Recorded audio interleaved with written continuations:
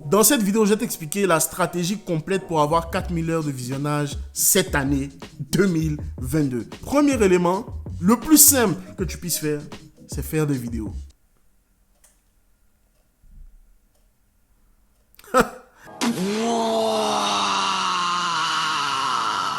Ah, tu t'attendais à un truc magique. Je suis pas ma chaîne, je ne parle pas de hack sur ma chaîne, je parle de trucs pratico-pratiques. C'est-à-dire, une fois que tu finis de regarder cette vidéo, tu prends ton téléphone, tu prends ta caméra, tu prends ta webcam, peu importe ce que tu as pour filmer, et tu postes ta prochaine vidéo. Tu es sûr de ne pas atteindre les 4000 heures de visionnage si tu ne publies pas de vidéo. Oh my God! D'abord, il faut que tu choisisses une thématique que tu aimes. Oh! Et que tu peux enseigner avec passion, que tu peux transmettre avec passion aux gens. Beaucoup de gens, beaucoup de jeunes, vous qui suivez mes vidéos YouTube, vous faites du gaming parce que ça a marché pour quelqu'un d'autre.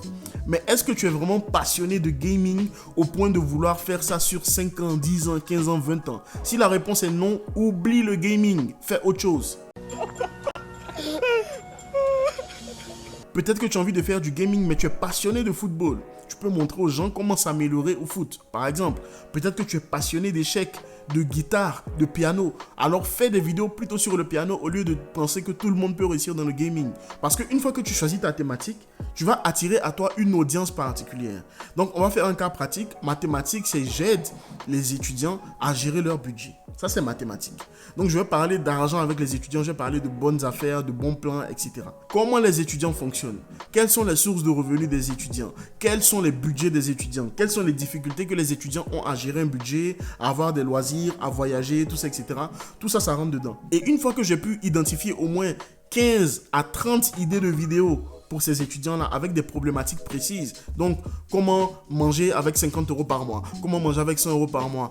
Faire des économies sur le cinéma? Comment voyager à petit budget? Comment trouver des Airbnb pas chers? Comment trouver des billets d'avion pas chers? Tout ça, c'est des problématiques liées aux étudiants. Ok? Donc, une fois que j'ai trouvé ces questions-là, je vais maintenant créer des vidéos qui sont en lien avec cette audience et cette thématique. Donc, je vais créer des vidéos là qui répondent à ces problématiques de ces étudiants. Et donc, sur 52 semaines, donc sur un an où je vais publier des vidéos toutes les semaines, toutes les 2 semaines ou tous les mois, c'est sûr que si mes vidéos sont en lien avec une audience et chaque fois que quelqu'un s'abonne, il est sûr d'avoir des vidéos qui vont dans le sens de ce qu'il a regardé, parce que ça c'est super important, mais c'est sûr que j'aurai plus de vues à chaque fois que je publie mes vidéos.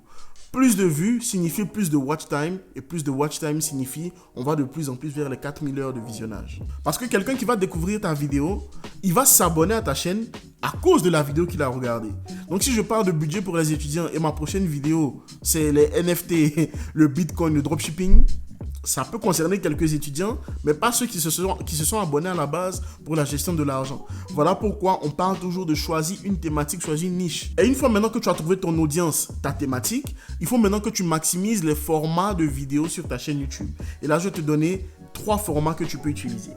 On a les vidéos classiques, donc comme celles que tu es en train de regarder. On a les lives, donc tu peux faire des lives avec ton audience, donc des contenus un peu plus longs. Et deuxième astuce, si ton live est assez long, 30 minutes, 1 heure, tu peux diviser ce live-là en plusieurs autres vidéos un peu plus courtes. Donc là, ça te permet de une seule vidéo d'en avoir 4 autres. Donc tu vas tirer des extraits de ta première vidéo et les faire en vidéo un peu plus court, 3 minutes, 5 minutes, 10 minutes, et les reposter encore sur ta chaîne avec des extraits bien choisis.